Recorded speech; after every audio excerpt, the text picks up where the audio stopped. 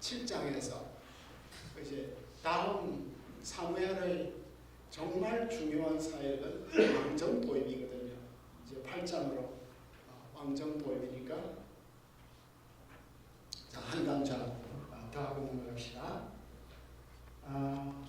이제 딱 총정리해 버렸고 8장부터 제 3막이 이제 시작이 되는 새로운 막으로 넘어갔습니다. 근데 이제 이 3막이 8장에서 시작해서 어디까지 진행할 것인가? 뭐 이제 이 8장은 앞 7장하고 이어지는가? 12장까지 이어지는가? 15장까지 이어지는가? 어디까지 어디로 이어지느냐에 따라서 이제 또 좀 의미가 좀 달라지게 되겠죠. 8장이 주무라는 경첩이어서 사무엘 이야기와 언약궤 이야기에서 왕정으로 전환하고 또 사울 이야기로 전환하는 경첩으로 이제 보고 있네요. 자, 이제 드디어 왕정 도입인데 우리가 이제 신학교에서 강의를 할 때는 요 단락들을 주로 친왕정, 반왕정 자료가 서로 다른 것들이 친왕조, 반왕조 공동체가 있었고 자료들이 있었는데 이게 최종적으로 그냥 이렇게 묶인 본문이다 이런 식으로 이제 설명을 해왔습니다. 그래서 이제 총회에서는 주로 이제 반왕정이 있었네요. 장로들이 왕을 요구하고 하는 이 마이너스는 이제 사무엘이 반대하니까 반왕정, 장로들은 요구하지만 사무엘은 반대하니까 반왕정, 요구하는 건 친왕정 이랬는데 이게 이분법이다 이거죠. 이게 이제 마치 프로크루테스의 침대처럼 독단적이고 성경 내러티브의 미묘한 맛을 인식하지 못하고 있고 그 에슬린저가 지적을 했는데 참 잘 정리한 것 같아요. 비유가 멋진 것 같아요. 우리는 누가 무엇을 말했냐 하는 질문에 집중하면 친왕조, 반왕조 장면으로 쉽게 나눌 수 있다. 그런데 이게 자세히 보면 사무엘은 철저한 반왕조주의에서 시작해서 친왕조 쪽으로 점점 움직여가고 이스라엘은 친왕조에서 시작했는데 마지막에 가면 잘못했다는 생각을 하게 되고 하나님은 반대하면서도 백성 편을 들어주고 하나님의 입장도 이렇게 자꾸만 바뀌어져 가고 그러니까 이 내러티브 흐름이 상당히 복잡하다는 거예요. 그래서 역사 비평학의 거물로서 이 본문을 착 던지면 친왕조 저자와 반왕조 저자라는 큰 고기는 바로 잡아 탁 던지면 친왕조 본문, 반왕조 본문. 그런데 거기에 있는 작은 고기들은 다 거기에서 빠져버리는 그 사무엘의 변화, 작은 소리들, 각자의 소리들은 빠져버린다. 그러니까 처음에는 몇몇 큰 고기처럼 보였지만 결국 작은 고기의 학파로 전락하였다. 이 학파가 결국은 이게 역사 비평학의 주류였거든요. 친왕조, 반왕조.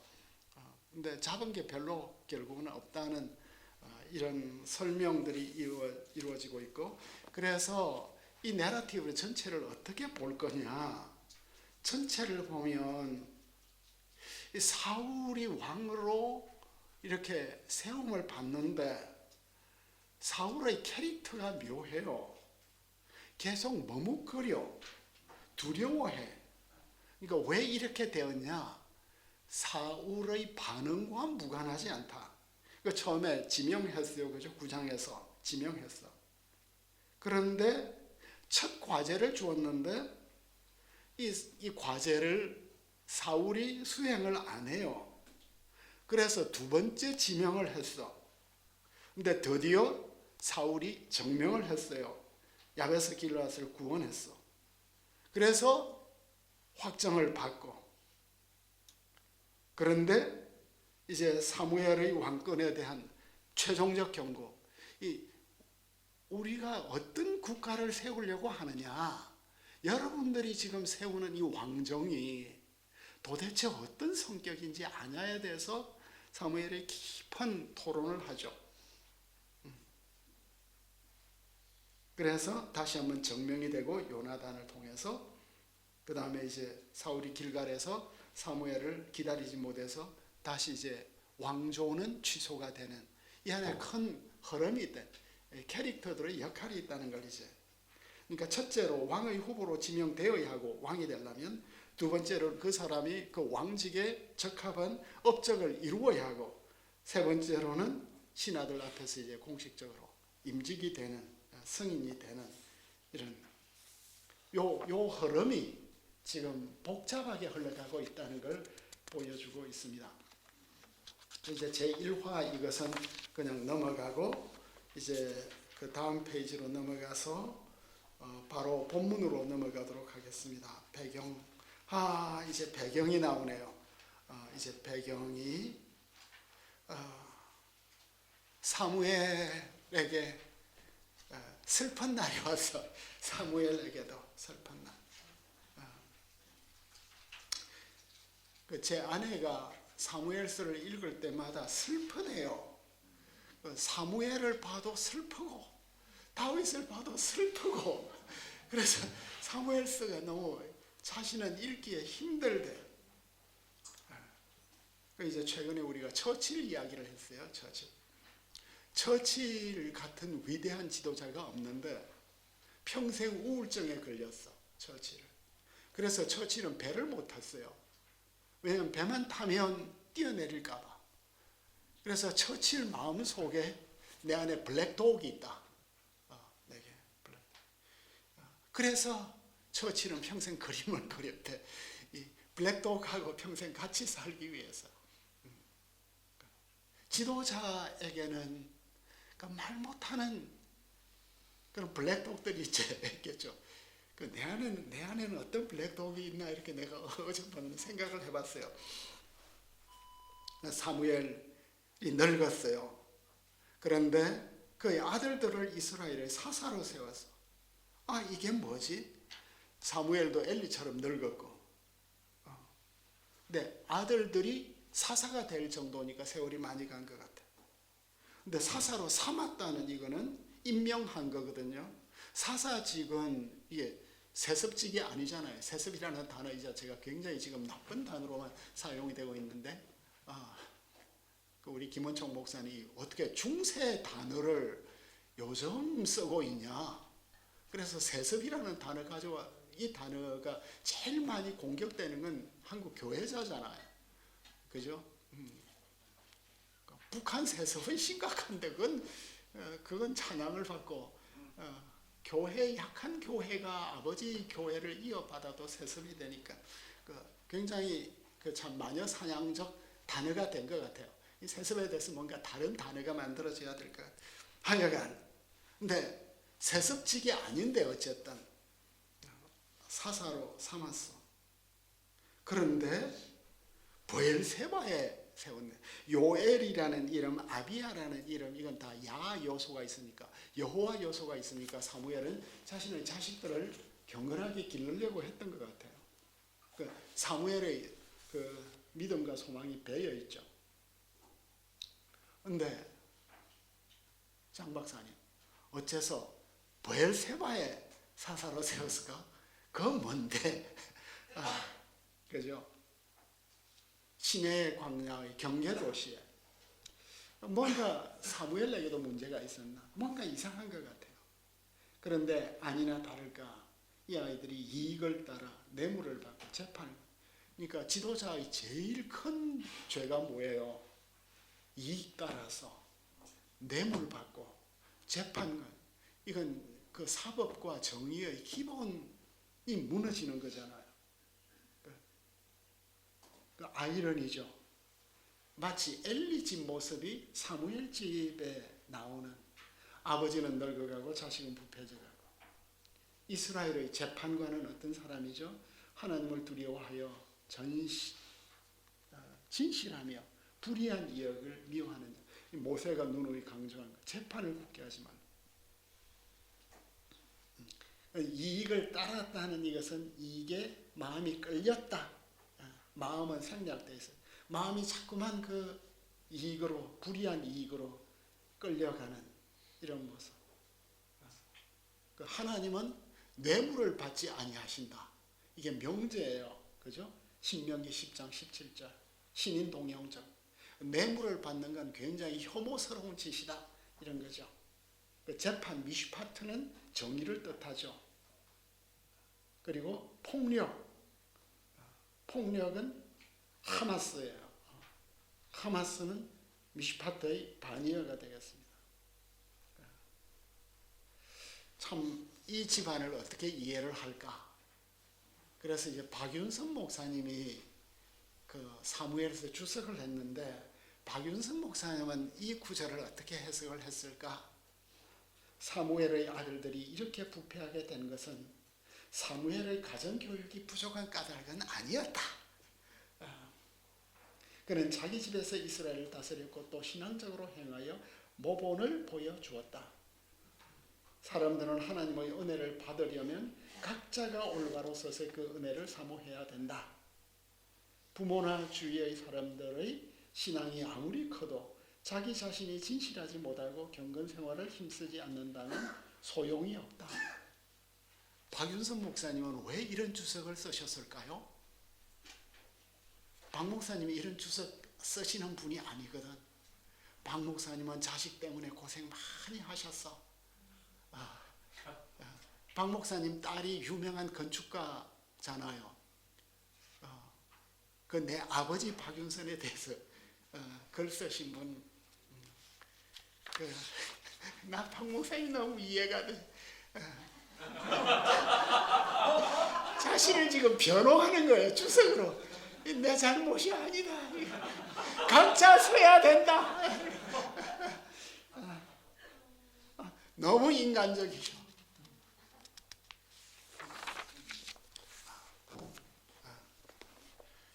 그런데 그 아브라함 카이프가 수상직을 마치고 나서 이 반혁명 국가론을 썼잖아요. 이게 법 철학에 대한 거거든. 카이프는 신학자이면서도 법 철학자였던 것 같아요. 그래서 이제 카이프는 법에 대해서 무슨 생각을 했을까? 이런 본문을 이제 뒤져봤는데 유기적 존재의 법을 계시하셨다. 하나님은 유기적 존재의 법을 계시하셨다.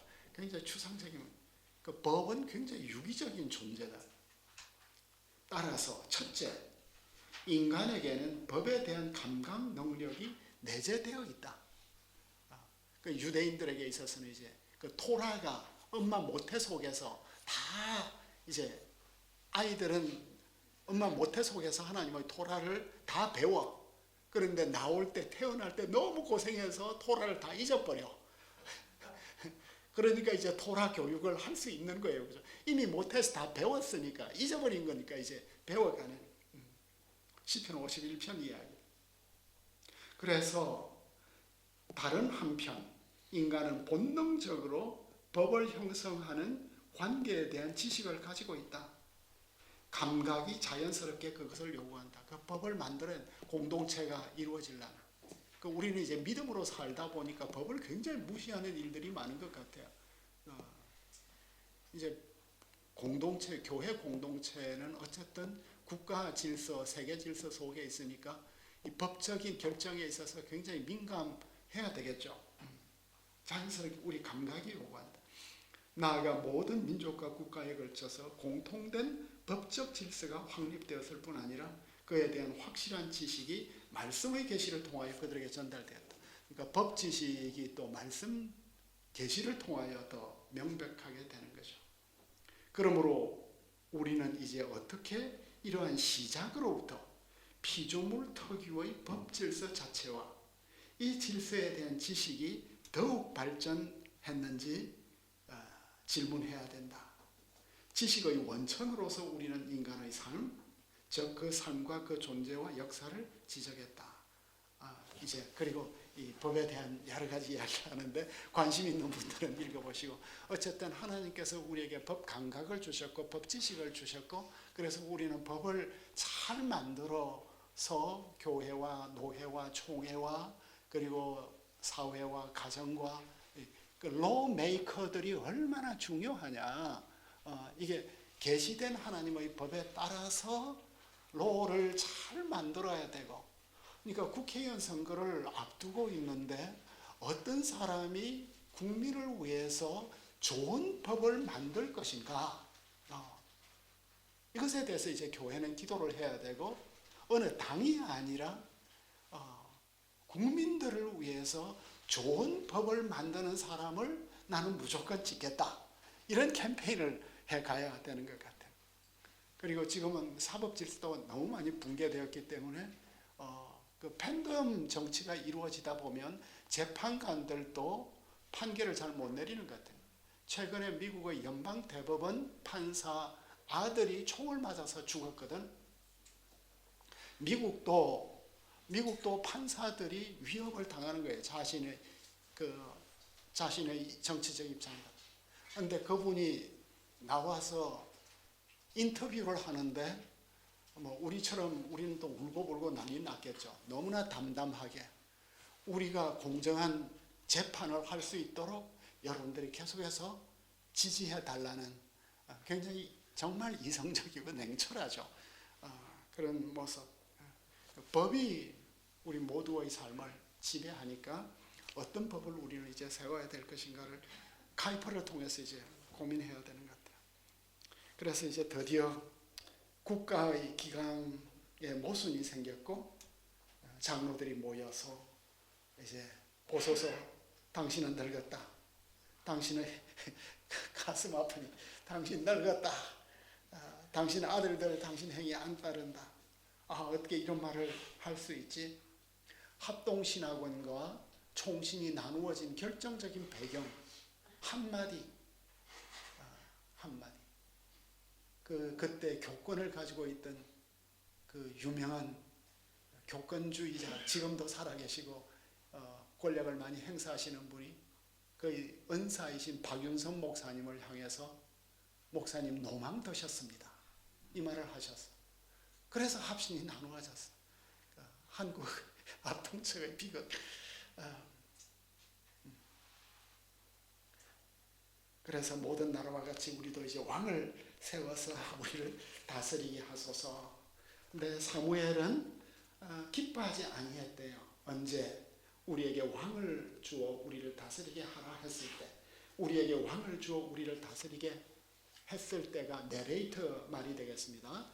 사무엘은 기뻐하지 않았고 그래서 기도했어요. 그러니까 이제 내레이터가 우리에게 왕을 주어 우리를 다스리게 하소서 하는 이 말의 관로 안에 있고 백성들의 말을 이제 간접적으로 인용하고 있는데 화자의 관점이 되겠습니다. 그런데 여호와께 기도했을 때는 중보 기도가 아니겠죠. 사무엘도 할 말 많았겠지만 배신감 느꼈을 거고 변명하지도 않고 그냥 기도했어. 근데 어떤 기도를 했을까? 그죠? 어떤 기도를 했을까? 신약 본문이 여기에 잠깐 있었고 그 다음에 기도를 했는데 그 기도하는 날 주님께서 사무엘에게 말씀을 주시네요. 백성이 한 말 다 들어라. 왜냐하면 두 가지가 있죠. 왜냐하면 그들이 너를 버림이 아니고 왜냐하면 그들이 나를 버려왔다. 그래서 자기의 왕이 되지 못하게 하였다. 그러니까 사무엘은 하나님이 자기 편이 될 줄 알았어. 그런데 하나님이 너무 이외의 답을 주시는 거예요. 그들 말 들어라. 모두 다 들어라. 그들 말 모두를 들어라. 내가 잘못 들었나? 일부만 들었나? 더 깊이 들어야 되나? 그들이 나를 버려왔어. 마스는 아주 나를 실어버렸어요. 그래서 버렸다 하는 말이 반복되죠. 15장까지 나를 버렸다. 왕을 버렸다. 왕을 버렸다. 내가 이미 사울을 버렸다. 그럼 언제부터 버렸냐? 애굽에서 인도하여 낸 날부터 바로 오늘까지 이스라엘 백성들은 나를 버려왔다. 그리고 행동으로 버렸고 다른 신들을 섬겼다. 이제 너에게까지 버렸다. 버렸다. 그럼 이제 이 상황에서 그럼 새 시대가 되었으니까 법적 관계를 새로 수립해야 되지 않겠냐? 그들에게 정언하라. 하에드, 타에드. 법정적 용어. 에드는 명사 파생 동사죠. 우드, 명사 파생. 경계하라, 경고하라. 여기서는 법적 당사자와 함께 법적 관계를 세우라. 아하론이의 입장이 되겠습니다. 지배자와 피지배 사이에 있는 계약 관계를 이제 만들어라. 그동안 하나님이 친히 다스려 주셨는데 이제는 하나님을 대신해서 다스릴 하나님 역할을 할 사람이 있으니까 계약 관계를 이제 만들어야 된다. 그 계약에 뭐가 포함이 되겠냐? 왕이 오는데 이방의 왕들은 다 독재자들이고 전제군주자들인데, 그리고 그동안은 지파들이 다 자율성을 가지고 지파의 대표들인 장로들이 의견을 모아서 국사를 결정을 했는데 이제는 나라를 대표할 왕이 선다. 그리고 세습직이다. 얼마나 오랫동안 다스릴지도 모른다. 그러니까 왕의 권리, 미시파트 하 멜렉, 그들을 다스릴 왕의 권리를 가르쳐라. 왕의 권리로 번역을 했습니다. 이건 이제 우리말 성경에서는 왕의 제도를 가르쳐라. 왕의 제도는 굉장히 긍정적으로 느껴져요. 왕의 권한, 왕의 법도, 왕의 관습, 왕의 행위, 왕의 방식, 왕의 통치 방식, 왕의 통치 규정, 왕이 어떻게 다스릴지.